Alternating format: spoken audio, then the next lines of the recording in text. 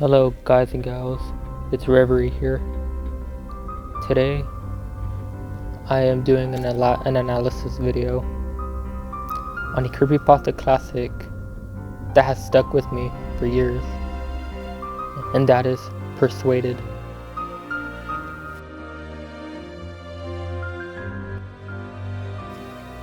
The first thing that sets Persuaded apart from other zombie stories is that these zombies aren't just mindless, groaning creatures stumbling around looking for a meal. These zombies can't speak. They're intelligent, strategic, and know exactly how to manipulate you. Imagine hearing a voice on the other side of your door, sounding just like someone you know, begging you to let them in. It feels real. It sounds real, but we know it's not, and that's when things get chilling.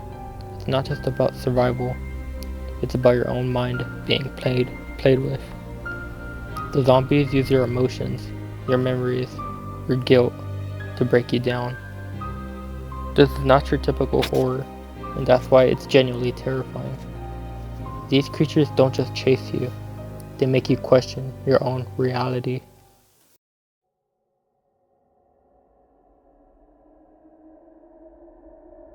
This brings me to the second point. These zombies are hands down the scariest we've seen in fiction. In most zombie stories, the creatures are either slow and lumbering, or the hyper fast kind that's more about sheer numbers than actual strategy. But the zombies in Persuaded are different. They're not here to just chase you down and eat you. They'll break you mentally first. They'll manipulate you into opening that door. They'll convince you that the worst thing you can do is to not open the door. That's what makes them terrifying. Their intelligence, their ability to reason, to think like humans.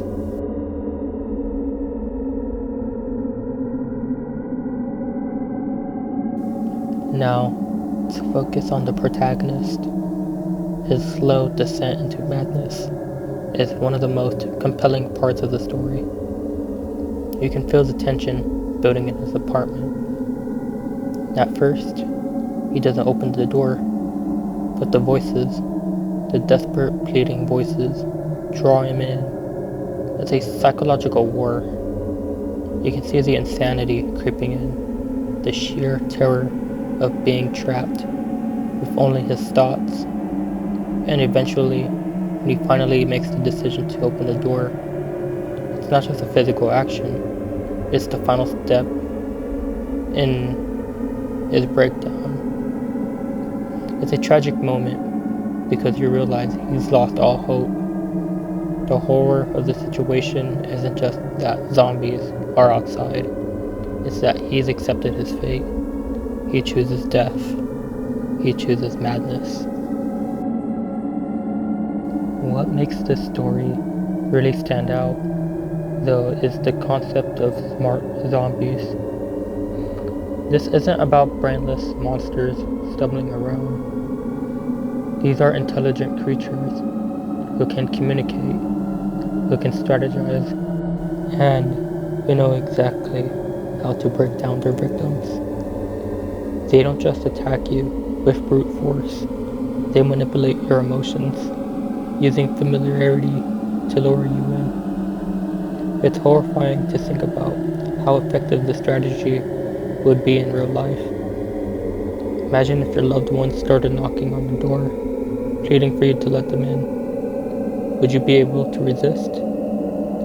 These zombies exploit your deepest fears and desires, something we don't see often in zombie fiction.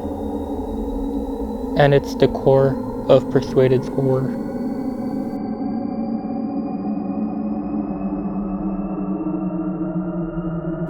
Another terrifying element of Persuaded is the sheer horror of the world outside. You can almost see the news reports flooding in chaos, panic, and confusion. People are stockpiling supplies, barricading themselves in their homes. The spread of the infection isn't quick and obvious, it's insidious, like a slow-moving wave taking over city by city. It's terrifying to think about how society would react to this kind of threat. The zombies aren't just attacking and killing, they're manipulating the fabric of civilization itself. The world's slow descent into madness plays out on the news, and it's as much about the collapse of society as it is about the horror of the undead. The panic would be unfathomable.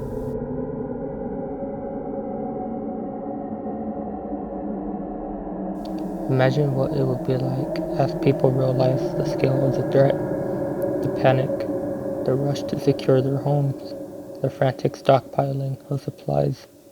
It all becomes a race against time.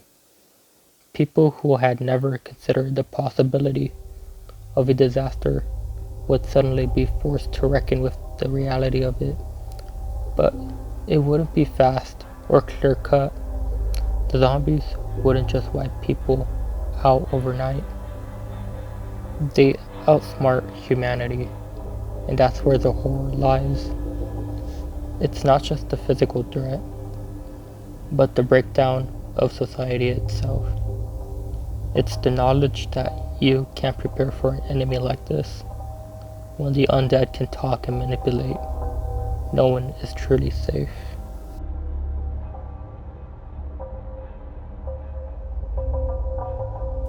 This brings us back to the protagonist.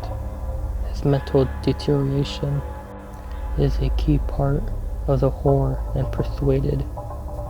Trapped in his apartment, he begins to question everything. Is he hearing the voice of his loved ones?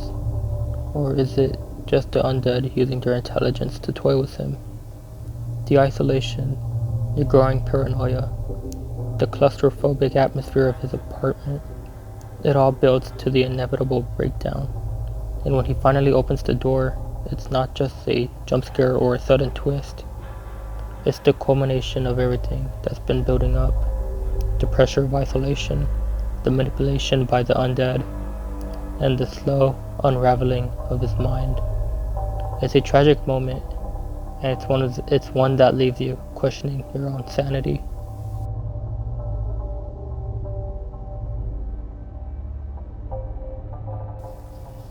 What makes Persuaded such a brilliant piece of horror is the depth it brings to the zombie genre.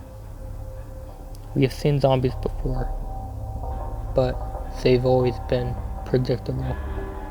Persuaded gives us something more disturbing, something we can actually imagine. These zombies aren't just monsters, they're a reflection of our deepest fears. The fear of losing our minds, the fear of losing control, the fear of not knowing who's behind that door. It doesn't rely on the typical horror tropes we've come to expect. There's no crazy action scenes, no dramatic zombie attacks. Instead, we're left with an unnerving psychological nightmare where every decision weighs heavily. The story makes you think about the human condition, about how far people are willing to go when pushed to the edge, and that's what makes it resonate.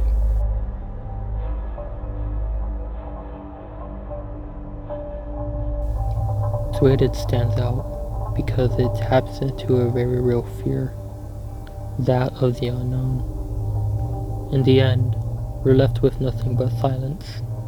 The door opens, and we're left to imagine the horror that comes next. And that's exactly why Persuaded has stayed with so many people over the years. It doesn't offer a quick thrill.